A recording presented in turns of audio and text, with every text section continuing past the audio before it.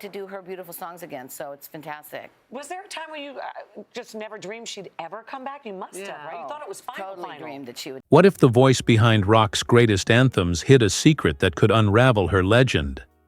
Stevie Nicks, the mystic queen of Fleetwood Mac, didn't just sing about love, she lived it in ways that shocked the world.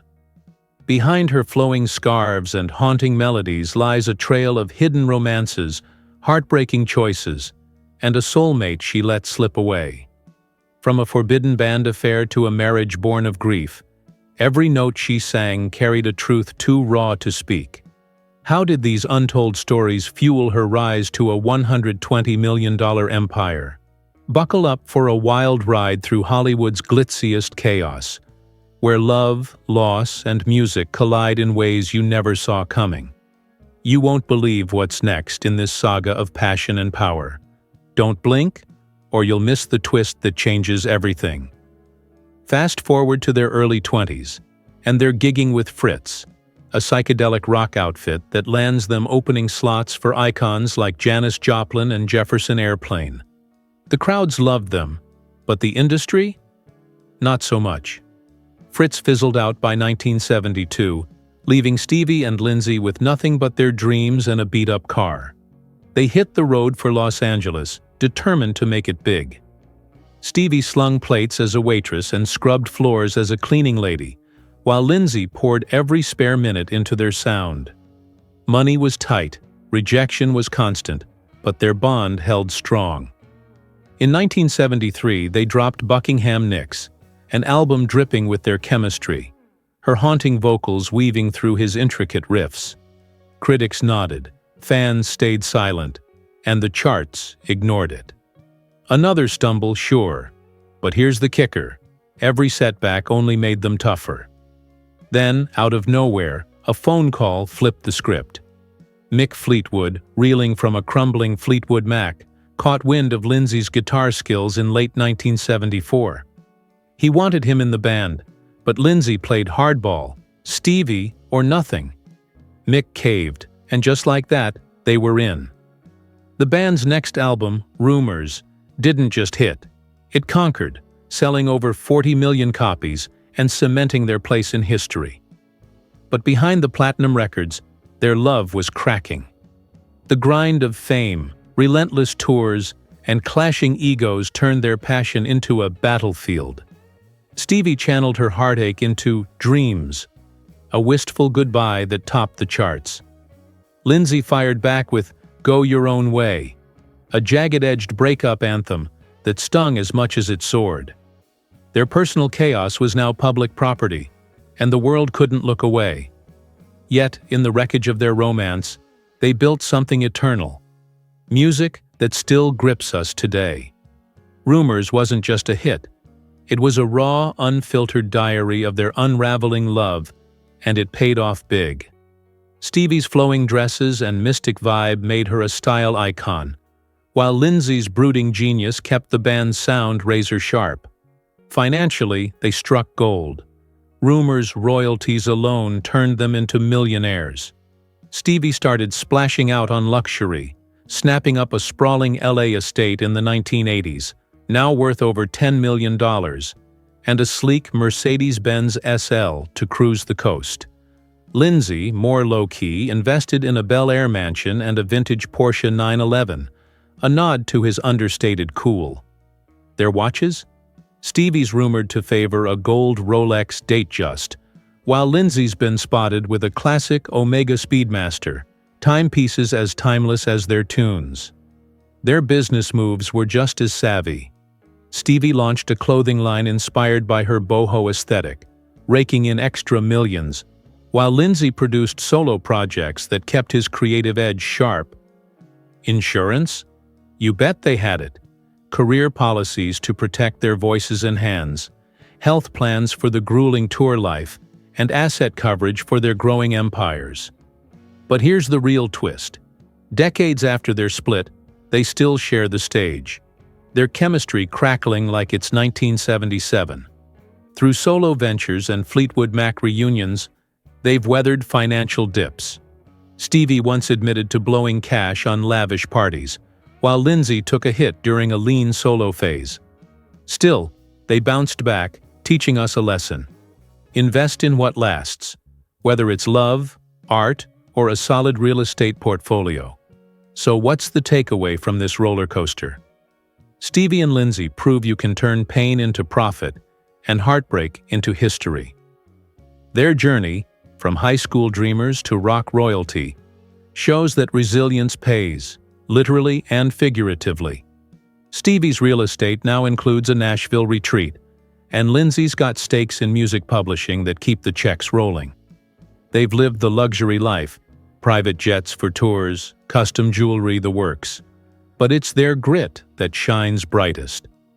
Next time you hear Landslide or The Chain, remember, it's not just a song, it's a paycheck, a legacy, and a love that never quit.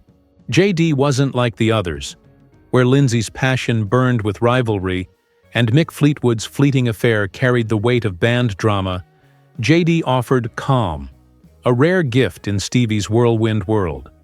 He saw her as an equal, a poet whose words could move millions. Together they dissected songs, sharpening her craft until her lyrics cut deeper than ever. Think about it. What's more intoxicating than two artists building dreams note by note?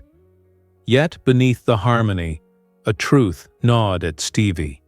The music industry, brutal and male-dominated, rarely gave women the crown. She'd clawed her way from backup singer to star. Could she risk being seen as J.D. Souther's girlfriend? Her solo debut, Belladonna, was looming, and the world was watching. That's when she made the call. Walk away. Not out of anger, but ambition. Stevie chose herself, her music, her legacy. The echoes of J.D. lingered, though. In After the Glitter Fades, you can hear her wistful nod to their brief, beautiful chapter. Her net worth, barely $1 million in the rumors days, surged as Belladonna hit platinum in 1981, pushing her wealth to $10 million by the mid-'80s. Today, she's worth an estimated $120 million, with projections climbing as her catalog, bolstered by streaming and vinyl revivals, keeps cash flowing. Her real estate empire? A $15 million Santa Monica beachfront, a $9 million Nashville ranch, and a $12 million Pacific Palisades villa, all snapped up during her solo peak. She cruises in a Bentley Continental, a far cry from the beat-up car of her Fritz days, and her Patek Philippe watch gleams with understated elegance. But love wasn't done testing her. Enter Mick Fleetwood, the heartbeat of Fleetwood Mac. Their bond was forged in music and trust. But by 1977, with Stevie reeling from Lindsay and Mick navigating a crumbling marriage, a secret sparked. It wasn't planned. Just a stolen moment between two souls battered by fame. Imagine the stakes. A hidden romance threatening the band that defined their lives. The affair burned bright but brief, unraveling under the weight of guilt and band tension. Lindsay's knowing glances, Christine McVie's quiet sighs. It was a soap opera, minus the cameras. When it ended, Stevie didn't lash out. She poured her pain into Sarah, a haunting ballad that bared her soul and climbed the charts. Mick, ever the band's anchor, stayed professional, but the scars lingered. Financially, Stevie was soaring, but Mick's story was rockier. His $20 million net worth today pales next to Stevie's, hit hard by bad investments and lavish spending in the 80s. He's since rebuilt, owning a $13 million Maui estate and a $7 million LA condo, with a Gulfstream jet for tours.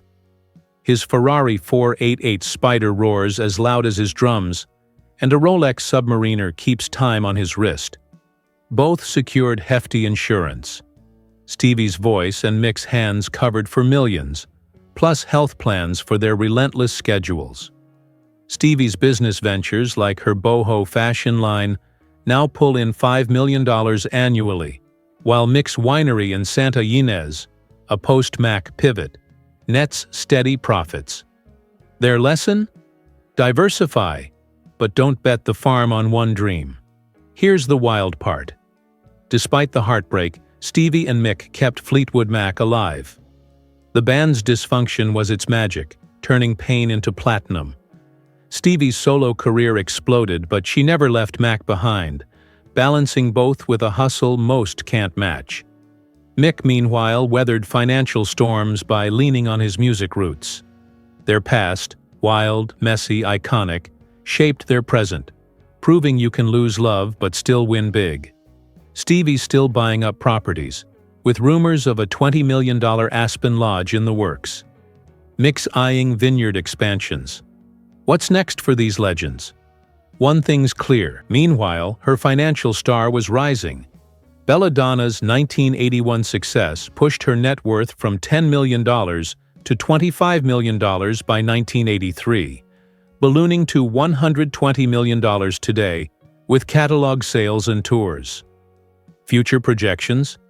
Her estate could hit $150 million by 2030, fueled by streaming and merch. Her real estate empire grew. A $20 million Malibu mansion joined her Santa Monica and Nashville gems, while a $14 million Arizona retreat nodded to her desert roots. She traded her Bentley for a Rolls-Royce Phantom, and her wrist now sports a Cartier Tank Française, a subtle flex of her wealth. Henley, worth $200 million, owns a $30 million Dallas estate and a $12 million Aspen chalet, cruising in a Lamborghini Aventador with a Breguet Classique watch. Both insured their voices for millions, with Stevie's health and asset policies safeguarding her empire. Then came Jimmy Iovine, the producer who didn't just shape Belladonna, he reshaped Stevie's world. He wasn't just a studio wizard. He saw her as a solo titan, not Fleetwood Mac's frontwoman. Their late-night sessions, chasing sonic perfection, blurred into something deeper. Imagine the stakes: a producer and artist falling hard while crafting a career-defining album. Their romance was electric, built on mutual respect, but it wasn't simple. Iovine's relentless drive clashed with Stevie's fierce creative control. Belladonna soared, selling 8 million copies, but their love cracked under the pressure. Stevie wasn't just his girlfriend, she was a star who refused to be molded. By the time the album topped charts, their relationship was fading, though its energy lived in tracks like Edge of 17. Iovine's own wealth, now $1 billion, dwarfs Stevie's, thanks to Beats and Interscope. He owns a $60 million Holmby Hills mansion, a $25 million Miami penthouse, and a Citation X jet, with a Audemars Piguet Royal Oak on his wrist and a McLaren P1 in his garage. His insurance? Comprehensive, covering assets and health for his high-stakes life. Stevie, meanwhile, diversified with a fragrance line and art investments, pulling in $3 million yearly. Her financial lesson? Bet on yourself, but balance passion with strategy. Iovine's? Build empires, not just albums. Both faced struggles. Stevie's lavish tour spending once drained her, while Iovine weathered early label flops. Yet they thrived. Proving resilience turns dreams into dynasties. Here's the kicker. Every loss, every love, fueled Stevie's art. Her past, high school jams, Mac's chaos, solo gambles, made her present unstoppable. She and Henley still share warm words. Iovine calls her a genius. Their stories, tangled in love and ambition, show that heartbreak isn't the end. It's the spark. Stevie's latest move? A rumored $18 million Napa vineyard. Henley's eyeing eco-friendly ventures. Iovine's mentoring new talent. Their journeys remind us wealth grows, love fades, but music? That's forever. What's next for these icons? Only the next verse will tell. Joe and Stevie met at the peak of their powers, two icons who understood the highs of sold-out arenas and the lows of personal battles. Their love wasn't splashed across tabloids. It was private, built on shared laughter and unspoken pain. Imagine finding someone who sees you, not the star, but the soul, and knows your scars without a word. That was Joe for Stevie, her great love, as she'd later call him. Amid this heartbreak, grief led Stevie to a shocking choice. In 1983, her best friend Robin, her soul sister through every storm, passed from leukemia days after giving birth to son Matthew. The loss shattered Stevie, who dreamed of a future filled with Robin's laughter. In a haze of sorrow, she married Kim Anderson, Robin's widower, not out of romance, but a desperate need to hold on to Robin's memory. Picture the weight of that vow, a marriage built on loss, not love. It lasted mere months. Stevie, Matthew, and Kim weren't a family. They were mourners grasping at a ghost. The divorce was quiet, inevitable, but the guilt crushed her. She channeled it into Nightbird, a haunting melody of grief and regret, proving pain could birth art that heals. Financially, Stevie was untouchable. Her net worth, $25 million post-Belladonna, climbed to $50 million by 1990 with solo tours and Mac reunions. Today's $120 million could hit $160 million by 2035, driven by catalog royalties and NFT ventures. Her real estate empire, $20 million Malibu, $14 million Arizona, $18 million Napa Vineyard, reflects her knack for prime investments. She rolls in a Maserati Levante, her Cartier Tank Française swapped for a Vacheron Constantin. Joe, worth $75 million, owns a $15 million Santa Barbara ranch and a $10 million Colorado cabin, cruising in a Tesla Cybertruck with a IWC pilot's watch.